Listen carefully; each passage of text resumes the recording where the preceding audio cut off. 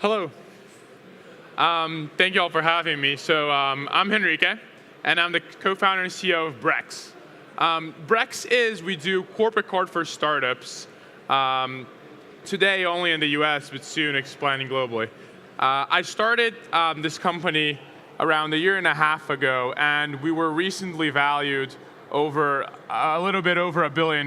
So now I'm going to tell you guys a little bit about how has been that journey, and it actually wasn't as fast as everybody thinks. But before that, one of the first lessons that I learned was that whenever you start something, you kind of have to do a big splash about it. There you go. So this is a little bit about Brex.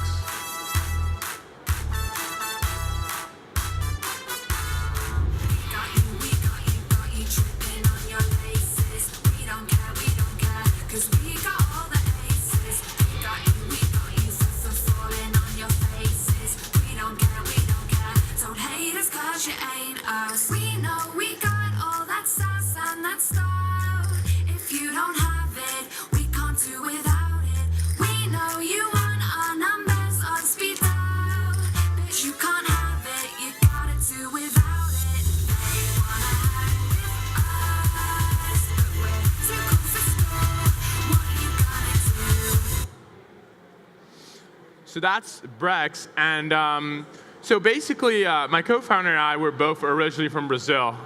We both started coding since we were pretty young. We were, I was around 12, he was around 9, and during our teenage years we kind of like worked in tech. And out of kind of like last year of high school, we started this payments company in Brazil called Pagarme.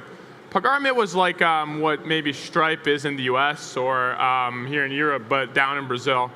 We grew that company for 3.5 years and then sold it in the end of 2016, basically because we wanted to move to the US and build something larger there. So when we got to the US, we decided, hey, which company are we going to start here? And we actually initially thought of starting this virtual reality company. And after a while, we're like, okay, this virtual reality thing is really, really hard. We actually love payments and we love fintech, so let's go back to payments and try to start something there. And then we got into this accelerator program in Y Combinator, and inside Y Combinator, we saw that there was all these startups that they had raised $120,000, but they couldn't get a corporate credit card. And we thought that seemed really dumb. Why have you like raised $120,000? It's so much money, and you can't get a card to pay your expenses, right? And the ones that could, they had to like personally guarantee the cards and things like that. So that's kind of where the inception of Brex happened. We basically decided to create the new credit card for this generation. And starting a credit card was actually not an easy task. It's actually pretty complicated to get all the licensing that you need in the US to start a credit card, but thankfully, by having the experience we had in Brazil building Pagarme, we were able to do that quite quickly and get it out in the market. And the thing about that we learned so much about building financial services is that usually the entrepreneurs that try to build a fintech company, they're either really good at tech or they're really good at regulatory and finance.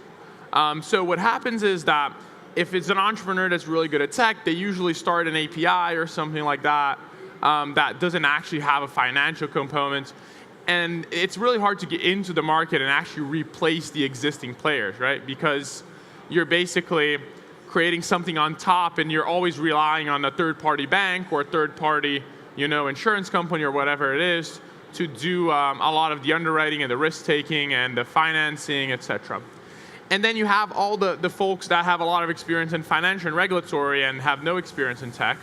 And what happens is that they usually can get the licenses, they can get the financing to go and start a fintech company, but then they go to the same route of basically hiring third-party vendors to do everything for you. So there's a lot of like banking software and third-party financial software that you would hire to start a fintech company. But the problem with those is that then you can't have any flexibility around the product to build whatever you want because you have these third-party legacy softwares that were built in the 80s that you kind of have to deal with all the time. So what we did at Brex is that since Pedro and I, we were both engineers, and we also, in our last company in Portugal, in Brazil, we were regulated by the central bank. We had to raise a lot of financing for factoring receivables. We basically rebuilt the entire technology stack from scratch. And our first 2 hires in the company were actually a CFO and a general counsel. Basically, before hiring anyone in the company, because we were engineers, we were able to hire like a CFO and a general counsel that helped us navigate through all the financing needs and the regulatory and compliance things we had in the US. So that was like, and we realized that the secret for building great financial technology companies is not being really good at tech, not being really good at finance, not being good at all those regulatory matters, is how do you integrate the 3 of them into creating a great experience. You won't be able to do by just mastering 1 or 2 of them. You have to master the 3 of them in order to create a great experience.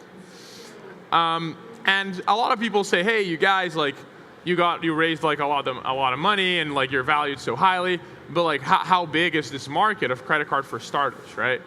And the reality is it's bigger than most people think, but the big dream for Brex is that we want to be the corporate credit card, not only for startups, for every single company in America. The dream for Brex is how do we get a card around to every single employee in every company in America. And the way we do that is not by basically having this general purpose card it's good for everybody from the first day.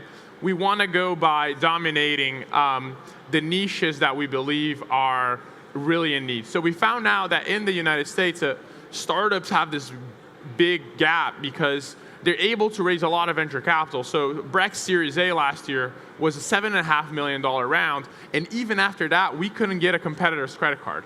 And we still said we were a VR company, so it wasn't because we were competitive.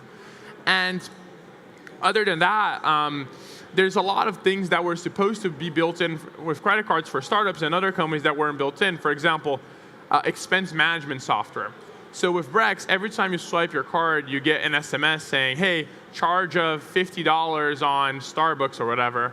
Please reply with a picture of the receipt. And then you reply with a picture of the receipt, and that's it. You don't have to do anything else. We already have the right name, the right amount, the right everything. And the reason that like no one else had done that is because people are either the expense management software, so they're doing the expenses, or they're the credit card. And the integration of those things are always really hard because you have to, usually the credit cards has like these bad systems and like it's hard to integrate with them. And basically by building them in like one single product, we can have like a great experience, because for us, is we already have all the transactions, we just need to match the receipts, right? So it's super, super easy to do that. And also, having things like no personal guarantee came from the fact that because we rebuilt the entire technology stack from scratch, we were able to reimagine the underwriting model to not being super based on like the way everyone else was doing it before, which is by financial history. We were able to reimagine the underwriting model to be real time and based on cash flows and sales and things that are, and which VCs back to you, and things that are more natural to startups and that are different than what traditional banks do. And so the big goal for Amit, or for Brex, is how do we become the next American Express? How do we undertake the big banks? And how do we put a card in front of every single employee in every company in the world? So that's basically what we're working on. It's at least a 10-year mission. Thank you very much for having me.